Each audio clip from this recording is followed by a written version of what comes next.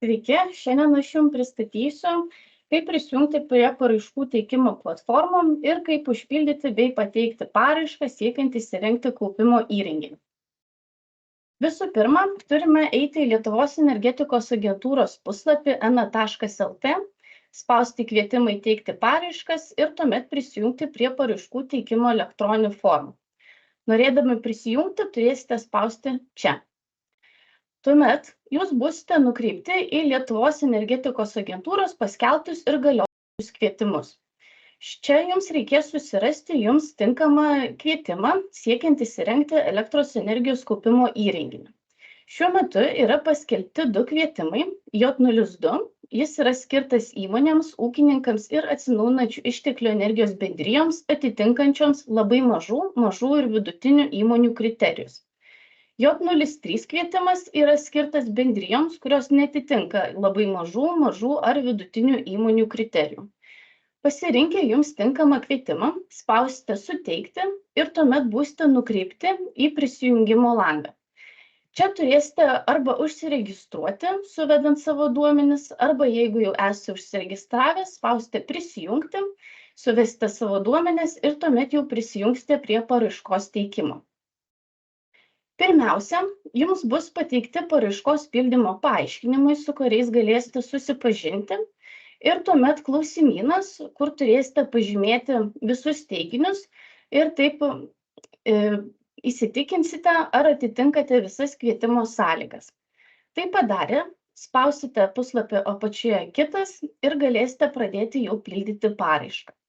Visų pirma, turėsite nurodyti paraiškos pildymo datą, bei nurodyti, koks esate pareiškėjas. Tai ar labai maža ar vidutinė įmonė, ūkininkas, atsinaujinančių išteklių energijos bendrija, piliečių energetikos bendrija ar juridinis asmuo, siekiantis įgyti bendrijos statusą. Kai pasirinksite jums tinkamą pareiškėjo grupę, jums reikės nurodyti pareiškėjo pavadinimą ar juridinio asmens kodą įmonių ir bendrijų atveju. Jeigu esate ūkininkas, turėsite nurodyti pareiškėjo vardą, pavardę ir ūkininko asmens kodą. Toliau reikės užpildyti kontaktinę informaciją. Tai yra adresas, pareiškėjo telefono numeris ir elektroninio pašto adresas, bei taip pat banko ar kitos kredito įstaigos sąskaitos numeris, kuris bus naudojamas atsiskaitant už įgyvendintą projektą. Toliau paraiškoje jums reikės nurodyti kontaktinį asmenį, su kuriuo bus bendraujama vertinant paraišką. Tai bus kontaktinio asmens pareigos, vardas pavardė, bei telefono numeris ir elektroninio pašto adresas. Paraiškos skiltyje jungtinio projekto veikla ir planuojamos išlaidos jums pirmiausia reikės nurodyti, kokį įrenginį kaupimo planuosite įsirengti. Tai gali būti ličio geležies fosfato kaupimo įrenginys arba ličio jonų kaupimo įrenginys. Pasirinkę jums aktualų įrenginį, turėsite nurodyti, ar turite teisę ir prašote dengti PVM išlaidas. Kai pasirinksite jums tinkamą variantą, jums atsidarys jungtinių projektų išlaidų skaičiavimo lentelė. Šioje lentelėje jums reikės nurodyti tik tais A stulpelyje planuojamo įrengti kaupimo įrenginio talpą kilovatvalandėmis. Kai tai padarysite, jums lentelė užsipildys automatiškai. Tada po lentelę dar kartą turėsite nurodyti planuojamo įrenginio kaupimo įrenginio talpą kilovatvalandas, taip pat kaip ir lentelėje 50 šiuo atveju. Taip pat prašoma skirti finansavimo dydį eurais, kuris automatiškai pasiskaičiuoja lentelėje ir yra E stulpelyje.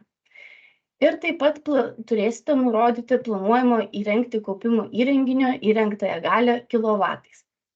Kai tai padarysite, turėsite nurodyti elektrinę, prie kurios bus jungiamas kaupimo įrenginys. Tai pirmiausia, ar ši elektrinė yra pastatyta ir veikianti, ar ji yra dar tik statoma. Taip pat turėsite nurodyti ir elektrinės tipo, ar tai bus gamintojo elektrinė ar gaminančio vartotojo. Ir galiausiai turėsite nurodyti, ar elektrinėje leistina generuoti galia bus lygi nuliui, ar leistina generuoti galia bus didesnė už nulį. Kai tai padarysite, Reikės pasirinkti apskritį, kurioje bus vykdomas projektas. Toliau paraiškoje turėsite nurodyti nekilnojamo turto objekto, kuriame planuojama įrengti kaupimo įrenginį adresą bei unikalų numerį. Žemiau būtina nurodyti, ar kaupimo įrenginio įrengimas bus susijęs su potencialiomis ar įsteigtomis Natūra 2000 teritorijomis ar artima joms aplinka. Jei taip, kartu su paraiška turėsite pateikti už saugomos teritorijos apsaugą atsakingos direkcijos išvadą.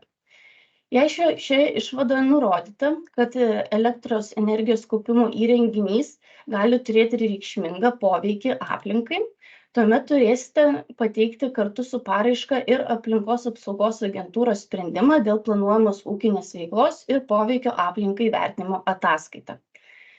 Jeigu vis tik tais jūsų kaupimo įrenginio įrengimas nebus susijęs su Natūra 2000 teritorijomis, šioje vietoje spausite ne ir bus galima pereiti prie tolimesnių paraiškos pildymų.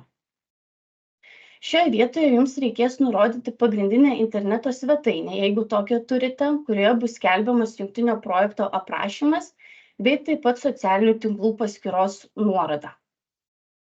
Galiausiai pereinama prie paraiškos pridedamų dokumentų.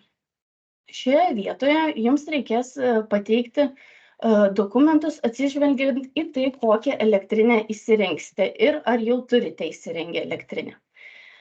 Gamintojai, kurie jau turi įsirengę elektrinę, kartu su paraiška turės pateikti leidimą gaminti elektros energiją arba rangovo deklaraciją.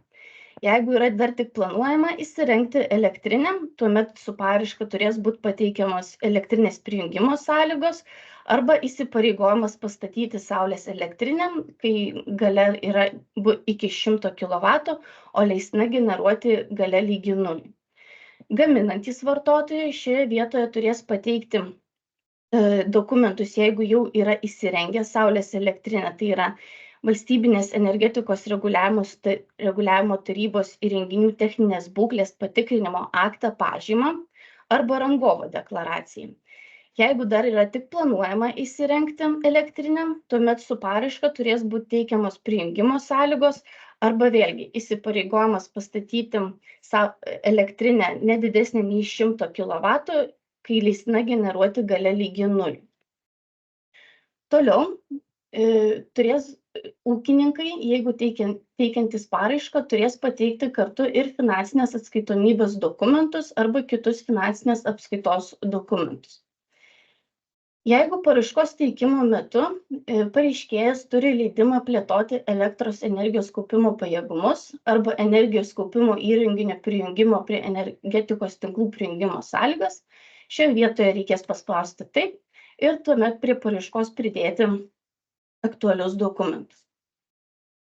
Jeigu pareiškėjas įgalioja kitą fizinį ir juridinį asmenį už jį atlikti su paraiškos pateikimu ar jungtinio projekto įgyvenimu susijusius veiksmus, šioje vietoje reikės pateikti įgaliojimą.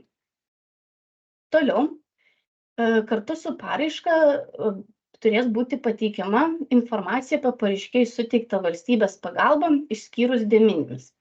Šios pažymos formą galite atsisiųsti šioje vietoje, ją užpildyti ir pasirašius įkelti vėlgi į paraišką.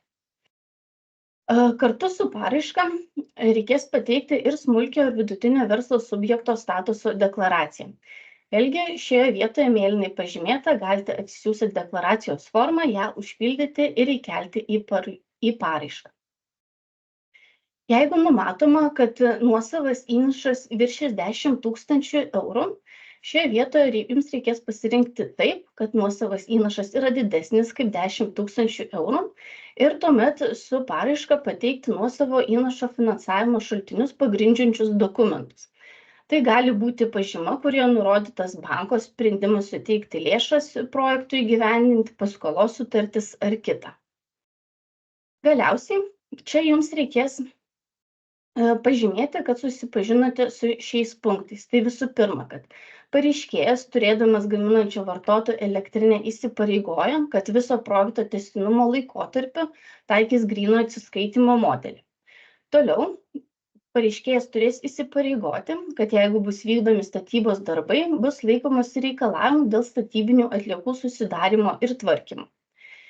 Ir galiausiai pareiškėjas teikdamas paraišką turės įsipareigoti, kad per metus kaupimo įrenginyje kaupiama elektros energija iš tiesiogiai prijungtos saulės ir ar vėjo elektrinės sudarys ne mažiau kaip 75% visos kaupiamos elektros energijos. Ir galiausiai paraiškoje reikės pridėti pasirašytą pareiškėjo deklaraciją, kurios forma pažymėta yra mėlynai ir galėsite ją parsisiųsti ir šioje vietoje ją įkelti. Kai baigsite pildyti paraišką, galėsite išsisaugoti paraiškos projektą ir pateikti jį vėliau, arba dar pasitikrinti, ar viską pateikėte ir sukėlėte visus dokumentus. Kai būsite pasiruošęs, galėsite jau spausti mygtuką pateikti formą ir pateiksite jau mums paraišką vertinimui.